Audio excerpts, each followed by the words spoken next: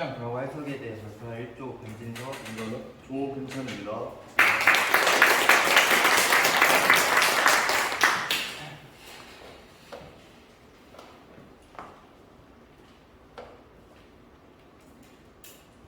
저희는 먼저 프로그램 형식 특징에 대해서 설명드리고 그 다음에 3차원 공간상의 수용과의 개념, 측정 결과 표현 순으로 발표를 진행하겠습니다. 먼저 프로그램 형식 특징에 대해서 설명드리겠습니다. 일단 모든 형체는 3차원 형체이고 1차원 형체와 2차원 형체는 존재하지 않습니다. 근데 측정 목적상 몇 가지 가정하에 1차원 또는 2차원 형체를 정의하는데 그림 보시다시피 이 원통의 지름을 측정할 때 원으로 계산하는 경우가 있고 평면의 길이를 잴 때 이제 직선으로 측정하는 경우가 있는데 이 경우에는 이 전체가 균일하게 가공된 3차원 형체의 단면이라는 가정하에 이 원통은 원으로 평면은 직선으로 측정할 수 있고요. 그리고 1차 데이텀을 평면으로 두고 2차 데이텀 직선, 3차 데이텀을 점으로 하는 경우가 있는데 이 경우에는 측정 적표축에 그림처럼 직각으로 있거나 아니면 평행으로 놓여있다는 가정하에 평면, 직선, 점으로 측정할 수 있습니다. 2차원 형체와 3차원 형체에 대해 설명드리겠습니다. 2차원 형체는 1차 데이텀을 사용할 수 없고 만약 1차 데이텀으로 지정된 경우에는 원이 아니고 원통, 직선이 아니고 평면이 됩니다. 그리고 3차원 형체는 1차 데이텀을 사용할 수 있고 만약에 2차 또는 3차 데이텀으로 사용될 경우 이 원통은 원으로, 평면은 직선이나 점이 됩니다.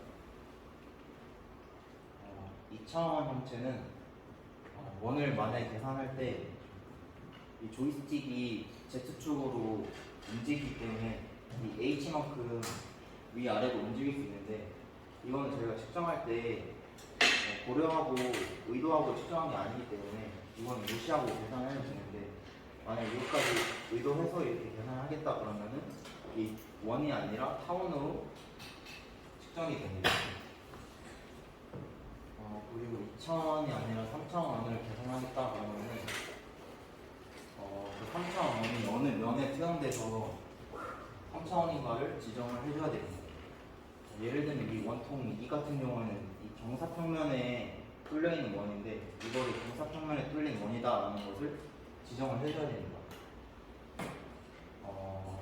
그 지정을 관계평면 지정이라는 옵션을 사용해서 지정을 해주면 되는데 그럼 이 원통이는 이 경사평면에 축각을 두 개를 가진 3차원 원이 되는 겁니다.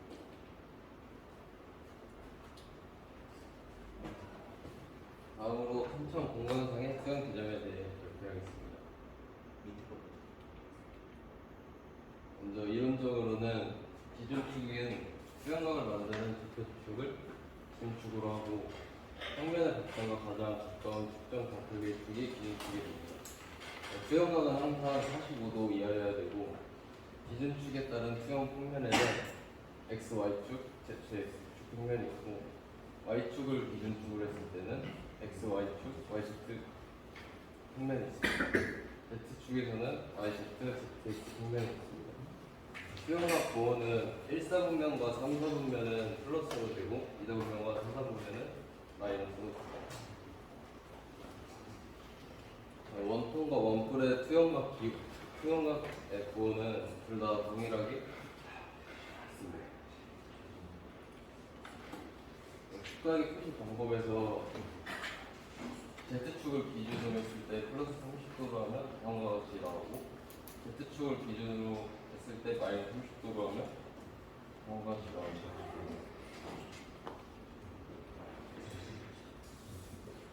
이제 방금 설명한 것처럼 1사분면과 3사분면에 있으면 1사분면에 있으면 플러스 기호가 되고 2사분면에 있으면 마이너스 기호가 됩니다.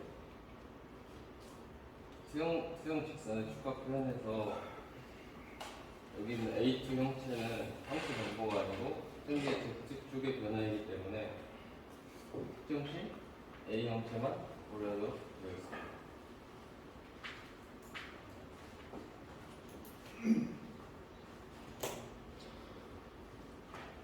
측정 결과 표현에 대해서 발표하겠습니다. 측정 결과 표현에서 세 가지를 알아볼 건데 첫 번째로 합격, 불합격 판정, 그리고 판정 결과 표현, 그리고 편차 분포도 표시에 대해서 발표하겠습니다. 합격, 불합격 판정은 편차가 하항공차와 상항공차 사이에 있냐 그 밖에 있냐에 따라서 결정이 됩니다. 그리고 판정 결과 표현은 불합격인 경우는 공차를 벗어나는 편차 빼기 공차를 인쇄하고요. 합격인 경우에는 편차 분포를 한눈에 파악할 수 있도록 부호로 나타냅니다. 그리고 합격인 경우의 편차 분포도 표시에 대해서 말씀드리겠습니다. 합격인 경우에는 공차에 대한 편차의 비율을 편차가 갖는 부호 플러스 또는 마이너스의 개수로 표시합니다. 공차 25%당 부호 1개를 표시하게 됩니다.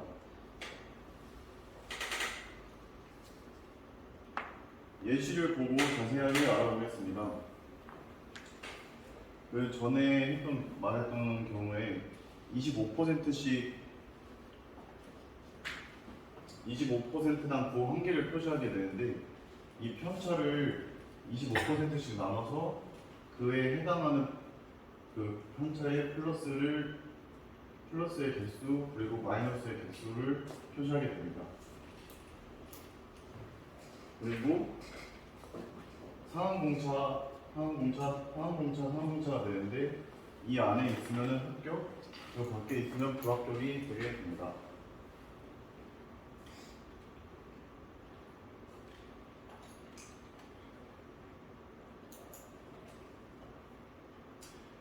판정 부호에 대해서 더 정확하게 짚어보겠습니다. 기준값을 기준으로 상항공차와 하항공차가 존재하는데 공차를 4등분하여 그에 따른 범위에 있는 편차값으로 판정을 합니다.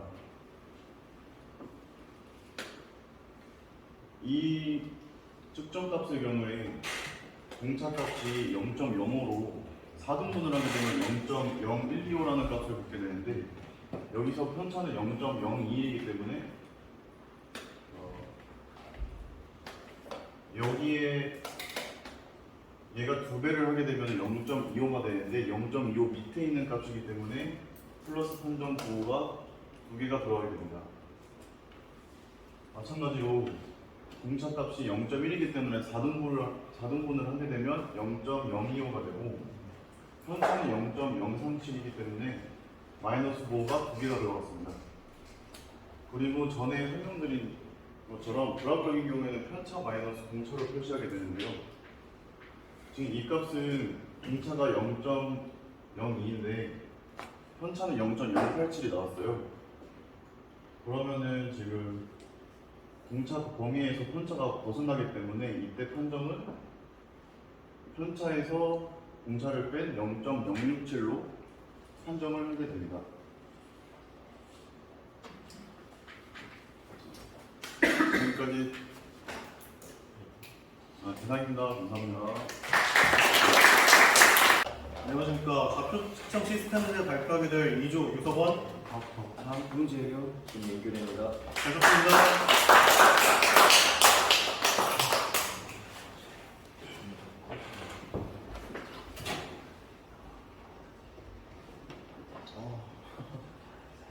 여러분 한 학기 동안 고생 많으셨어요.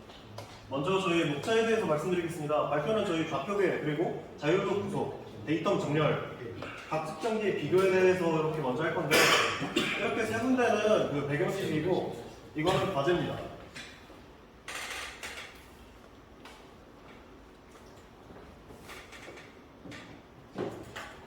이거 제가 설명할게요. 이 기계좌표계랑 측정좌표계라는 게 있는데 기계좌표계는 기본적으로 측정기 자체가 기본적으로 갖고 있는 거예요. 그래서 이거는 절대 불변하는 애들이고요. 얘가 만약에 변한다 하면은 이거는 장비를 새로 정비를 하거나 분해를 하거나 그런 상황이에요. 근데 측정좌표 같은 경우에는 저희가 실제로 바꿀 수 있는 PCS라는 애들이에요. 그래서 도면상에 맞춰서 공정물에 측정하는 결과의 좌표고 그리고 수시로 변경이 가능해요. 저희 3차원 측정대 많이 해봤듯이 그 데이터를 이곳저곳으로 바꿔가면서 기준을 다르게 하고 때문에 결과값이 달라졌어요.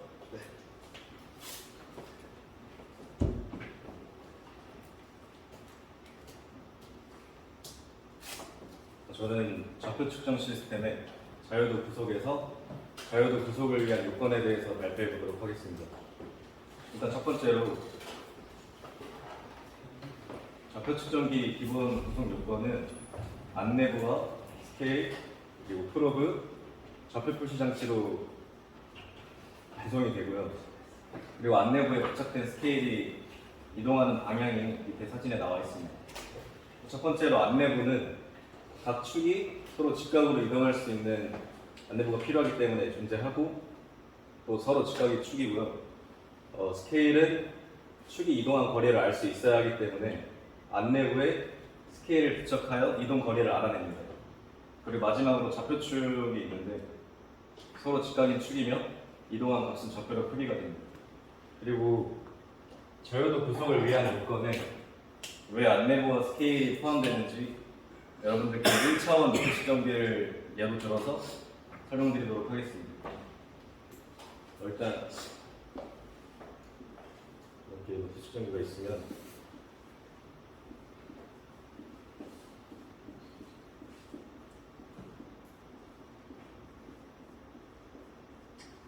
이게 바로 안내부에 부착된 스케일인데요. 1차원 높이 측정기에서는 Z축으로 상하 이동을 하기 때문에 TZ 성분을 구속할 수 있습니다.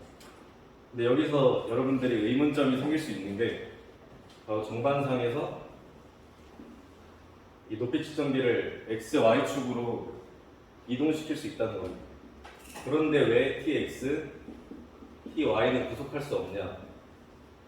그 이유는 바로 TX, TY에 대한 안내부에 부착된 스케일이 없기 때문입니다. 그래서 결국에는 TZ 성분만을 구속할 수 있고 이로 인해서 안내부와 스케일은 좌표 측정기를 구성하는 요건 중에서 가장 중요한 요소들이라고 볼 수 있습니다.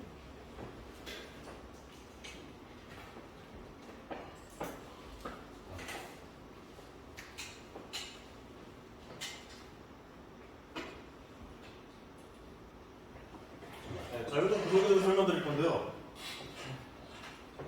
네, 저희가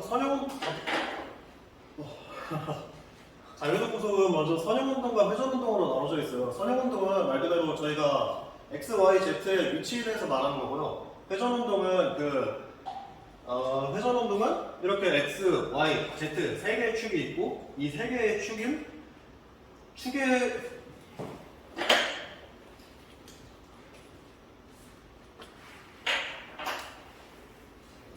이렇게 축의 수직인 평면을 갖고 있어요. 그리고 이 수직인 평면은 서로 또 평면끼리 수직이고 그리고 그 수직인 평면의 자세를 얼마나 기울어 있는가를 판단한다면 됩니다.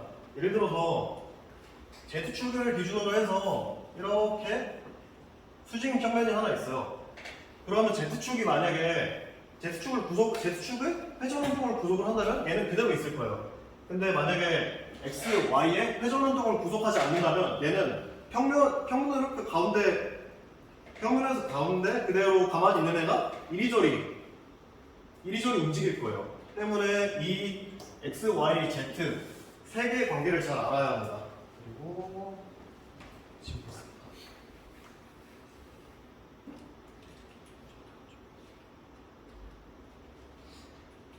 네, 데이텀 정렬에 대해서 말씀드릴 건데요.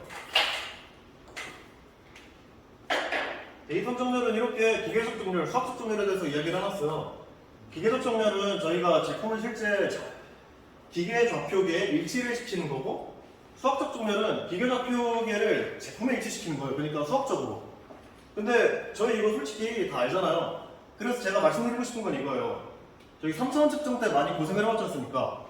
그때 고생을 했던 것 중 하나가 먼저 제품이 어떻게 놓여 있는지, 저희가 측정하고 싶은 CAD 모델링은 이러고 있어요. 근데 모델링은 이러고 있는 거죠. 그래서 이걸 먼저 바꾸고, 그리고 완벽한 좌표계 LCS 얘네를 만들어주고, 그리고 LCS를 만든 걸 실제로 저희가 프로빙을 해서 탁탁 찍어갖고 만드는 그 좌표계 PCS, 이 PCS를 LCS와 일치시키는 거, 그게 데이텀 정렬이에요.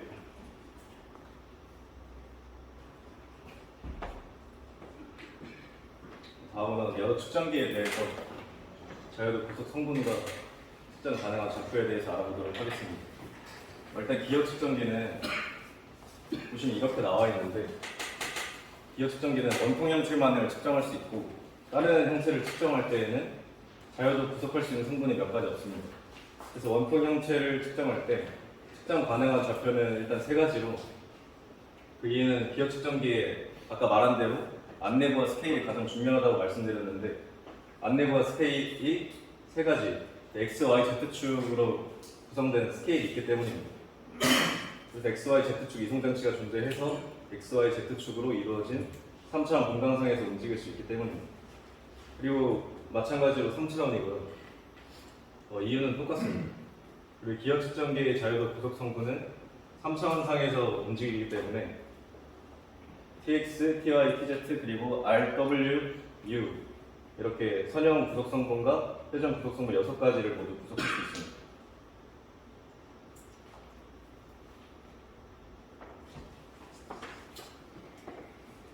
다음으로는 진원도 측정기에 대해서 설명하겠습니다. 측정 가능한 좌표는 몇 가지인가에 대해서 한번 생각을 해봤는데 그 이유는 세 가지라고 생각합니다. 왜냐하면 X, Y, Z축 이송장치가 존재하여 X, Y, Z축으로 이루어진 3차원 공간상에서 움직이기 때문입니다.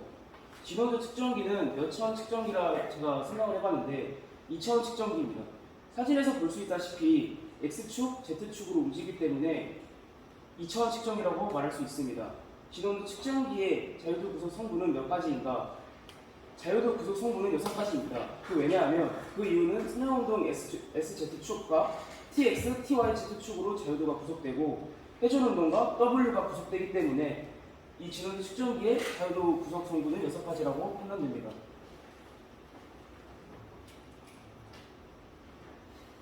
네, 그럼 이번에 표면 거칠기 측정기에 대해 설명하겠습니다. 먼저 표면 거칠기 측정기란 말 그대로 표면 거칠기를 측정하는 건데요. 측정 가능한 좌표는 두 가지입니다. 왜냐하면 X축과 Z축 이송 장치가 있기 때문에 2차원 공간상에서는 움직입니다. 하지만 표면 거칠기 측정기에 이제 Y축을 측정할 수 있는 장치를 추가하게 된다면 Y축으로도 이송 장치가 생기기 때문에 3차원 공간상에서 움직임으로 세 가지로 늘어날 수가 있습니다. 표면 거칠기 측정기는 몇 차원 측정기인가의 경우에는 똑같이 기본적으로는 2차원입니다.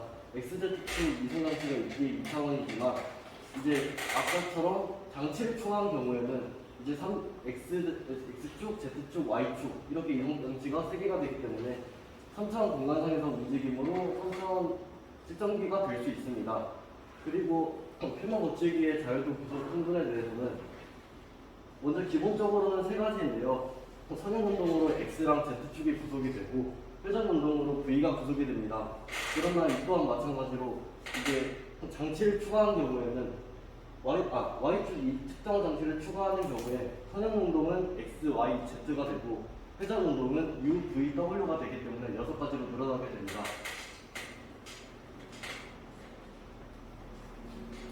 네, 여러분께서 궁금하셨던 CM은 3차원 측정기입니다.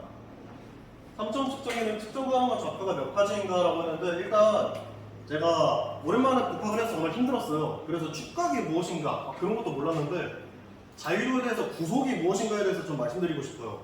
구속이 무엇인가? 구속은 저희가 회전운동, 선형운동에 대해서 제어를 할 수 있는가 그 여부입니다. 때문에 특정 가능한 좌표는 총 3가지이고 X, Y, Z 이송장치가 존재하며 공간상에서 움직이기 때문에 그래서 3가지입니다. 그리고 제가 말씀드리고 싶은 거는 회전운동은 어떨까에 대해서 이야기를 할 거예요. 근데 이렇게 프로브 헤드가 있어요. 프로브 헤드에 의해서 회전운동이 결국엔 제어가 됩니다. 그것도 X, Y, Z 모든 방향으로 때문에 U, V, W 그 3가지가 제어가 됩니다. 그리고 CMM은 몇 차원 측정기인가? 결과적으로 3차원입니다. 하드웨어적으로 스케일을 가지고 있으며 안내부에 의해서 3개의 축을 이루기 때문입니다. CMM의 자유도 구속 성분은 방금 말했듯이 6가지입니다. 그리고 제가 궁금했던 게 CMM의 자유도 구속 성분의 XYZ 이동이 가능해서 프로브 회전에 의해 구속이 가능하다라고 하던데 근데 이거는 네, 이거는 제가 말씀드리고 싶었어요. CMM이 스케일이 어디 있을까 했었는데 제가 3차원 측정 실습 때 스케일을 찾아봤어요. 근데 보이지가 않았어요. 그래서 그 교수님께 여쭤보니까 안쪽에 내재가 되어 있다 해서 저희는 볼 수 없다라고 말씀을 하셨고요. 그리고 안내부는 어떻게 움직일까?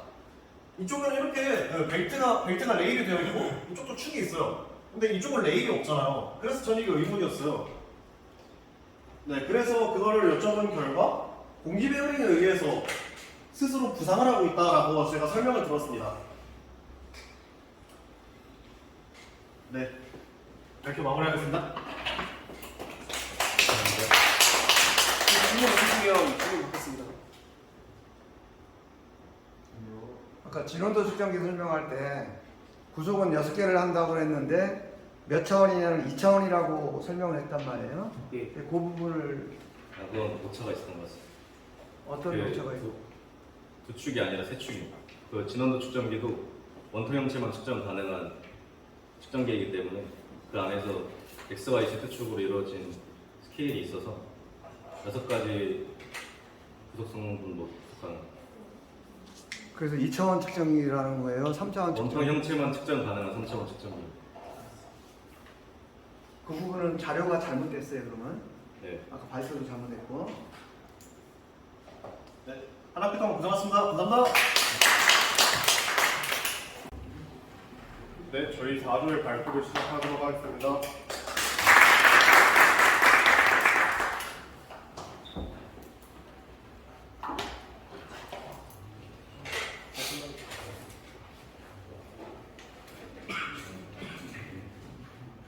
네, 저희 4조 좌표 측정 전략에 대해서 설명하도록 하겠습니다. 먼저 학습 목표부터 짚고 넘어가도록 하겠습니다. 저희는 좌표 측정 전략을 세울 수 있어서 정확하게 이제 좌표 측정을 하는데 그 좌표 측정을 하는 과정에서 소프트웨어 등을 사용할 수 있게끔 하는 것이 저희들의 목표입니다. 그래서 주요 내용으로 짚고 넘어가자면 측정 계획을 수립할 수 있어야 되고 데이터 결정할 수 있어야 되고 프로빙 전략을 세울 수 있어야 되고 형체이나 방식을 통해서 할 거고 마지막에 그를 통해서 저희들은 과제를 통해 약간 예시와 발표를 좀 더 이해할 수 있도록 좀 듣도록 하겠습니다.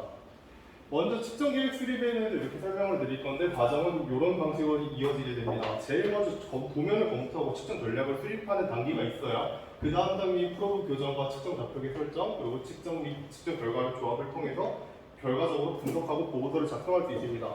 그 중에서 제일 기본이 되는 도면 검토 및 측정 전략 수립 단계입니다. 이때 제일 중요하다고 말하는 이유가 말 그대로 도면을 해독하고 도면을 알 수 있어야 되지 않습니까? 그렇기 때문에 도면 해독하는 방법을 먼저 짚고 넘어갈 건데 이때 도면 해독에서 제일 중요한 것이 바로 데이텀이라는 것들은 많이들 알고 계실 겁니다. 그래서 그 데이텀에 대해서 일단 제일 먼저 짚고 넘어갈 거고 그 중에서 제일 먼저의 데이텀 우선순위부터 차근차근 짚고 설명해 드리도록 하겠습니다. 데이터 우선순위 결정 방법에 대해서 설명드리겠습니다. 데이터 우선순위 결정 방법은 데이터이 도면에 표시되어 있는 경우 기하분자 틀 안에 있는 기하분자 틀 안에 있는 기호를 데이터 우선순위 그러니까 설계자 판단 하에 의해서 설정하고 여기 데이터 ABC가 이렇게 설정이 된다면 여기 평면 A가 1차 데이터 그리고 평면 B가 구멍 B가 2차 데이터 그리고 키 홈이 3차 데이터로 되겠습니다. 도면의 데이터 우선순위가 결정되지 않은 경우에는 치수가 시작되는 면, 가공면이 넓은 평면 그리고 가공면이 넓은 면 그리고 정밀하게 가공된 면이 있는데 정밀하게 가공된 면에 모터 엔진 블록이라는 게 있는데 여기 엔진 블록이 있으면 여기를 정밀하게 가공하고 싶다고 하면 여기 데이터 타겟을 줘서 여기 도면에 데이터이 표시되지 않은 경우에는 씁니다.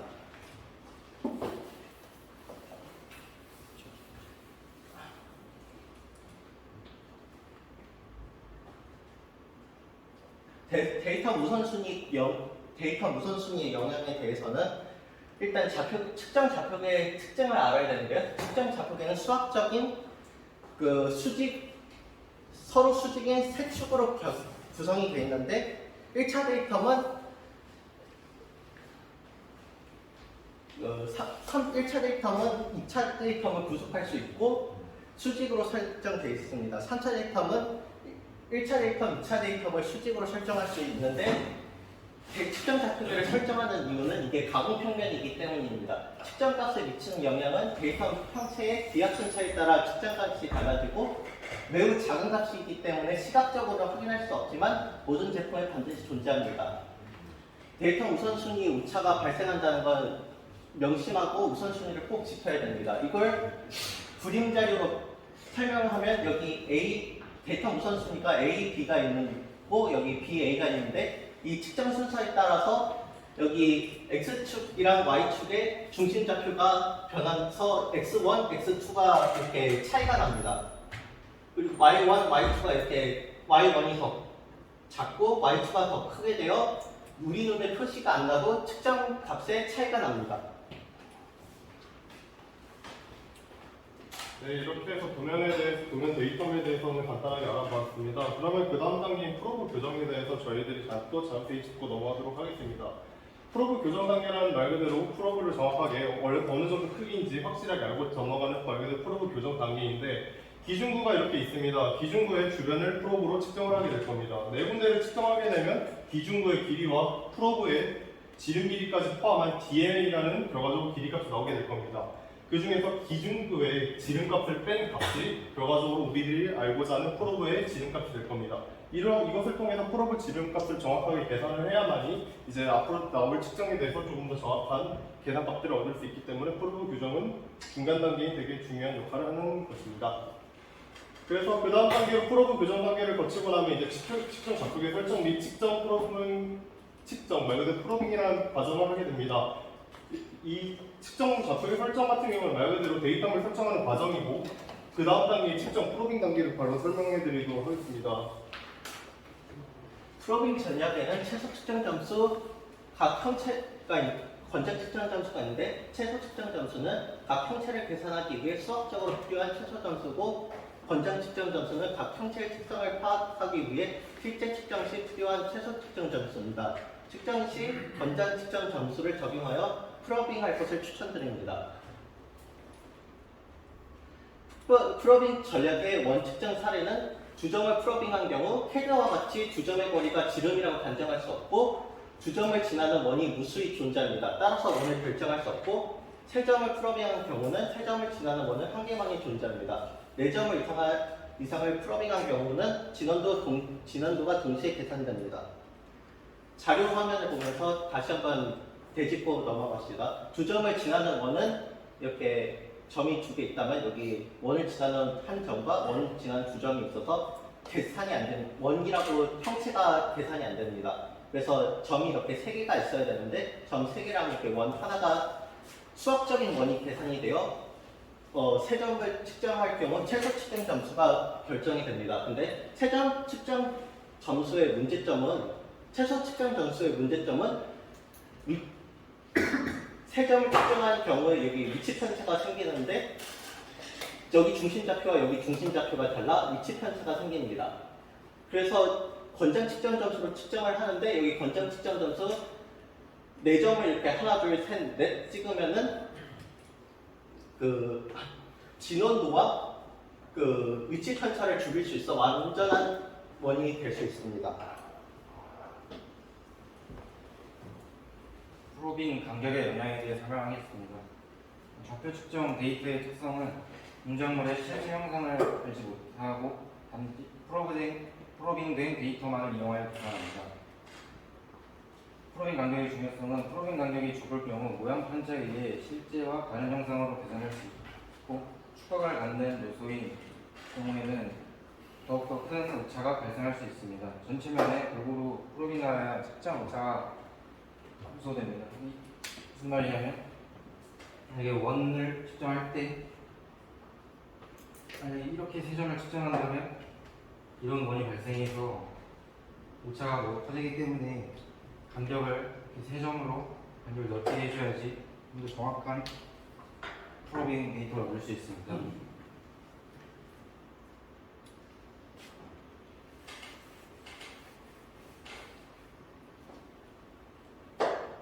이 녹색 선에 있는 그림을 보면은 이렇게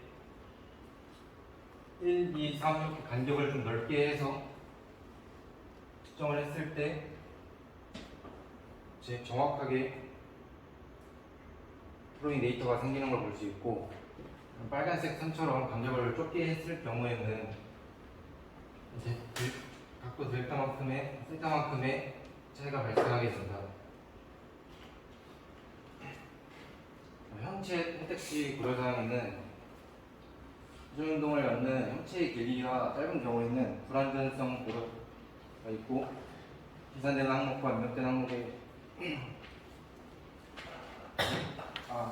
불완전성이 고려되고, 그 중에서 원통과 원을 예시로 들면, 원통은 두 개의 축을 갖는 3차원 요소이고, 축을 연장하여 데이터가 나타나는 시점에 관통점을 계산하기 때문에 간격이 좀 있어서 축각이 쓰러질 수 있는 문제점이 있고, 원은 중심 좌표만을 갖는 평면 요소이기 때문에 측정한 위치에서 중심 좌표를 계산하기 때문에 원통보다는 원으로 측정하는 게, 높이가 작은 원통 측정 시에는 원으로 측정하는 것이 더 좋을 수 있습니다.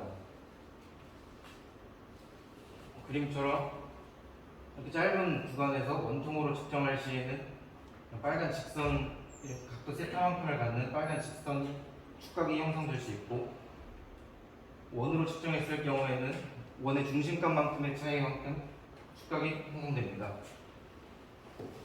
직각도의 영향에는 원통의 경우에는 데이터 평면의 직각으로 가공되기 어렵고, 좌표를 계산하는 위치에 따라 값이 달라질 수 있습니다. 평면의 경우 평면을 직선이나 점으로 측정하는 경우 측정 위치에 따라 직각도 차이가 발생할 수 있습니다. 그림에서 본래 형상인데 들이 잘못된 직각도를 가지고 있고, 그냥 이대로 가공을 할 시 위점에서 처음 만나는 점에서는 문제가 없지만 계속 쭉 가공을 한다고 하면 이 간격만큼의 차이가 발생하게 됩니다. 평면에서의 직각도 영향은 예를 들면은 여기 평면 A, 여기 평면 B라고 하고, 만약에 평면이 이 간격만큼의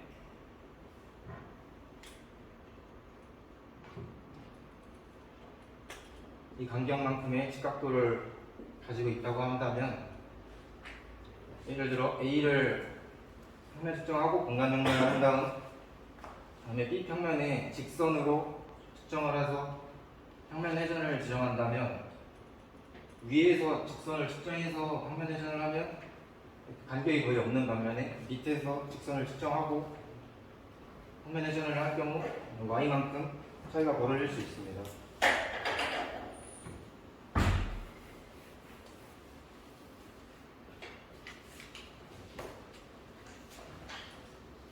네, 시간 관계상 조금 빠르게 설명하도록 하겠습니다. 앞서 말씀드린 형체 계산들을 통해서 계산 방식의 중요성입니다. 최소 제곱법의 영향은 이 3차원 측정에서 대부분의 데이터들의 신뢰성을 확보하기 위해서 최소 제곱법으로 데이터를 계산하는 방법들이 있고, 그 외에 다들 들어보셨다시피 MCCI, MICI 및 여러 가지 계산 방식들이 있습니다. 이 계산 방식들이 중요한 이유는 이 계산 방식들을 통해서 결합을 할 때 말 그대로 축과 구멍이 어떤 형식으로 결합될지가 되게 중요하게 작용합니다. 예를 들어 구멍의 크기가 여기인데 말 그대로 넣어야 될 축 길이가 요거밖에 안 된다면 이것은 되게 불안정한 결합이 될 수밖에 없습니다. 이런 방식들을 통해서 측정을 할 때 계산 방식 및 공작물들을 결합하는 방식들이 되게 중요하게 작용하는데, 이때 형체 결합 방식으로는 저 네 가지 LCS, MIC, MCC, MZC가 있고, 이것들은 설명은 좀 생략하도록 하겠습니다. 그래서 마지막으로 예시를 하나 들고 넘어가도록 하겠습니다. 저희들이 지난번에 이 예시들은 말 그대로 공작물 앞서 말씀드린 그 계산 측정 방식에 대해서 간단하게 죄송합니다.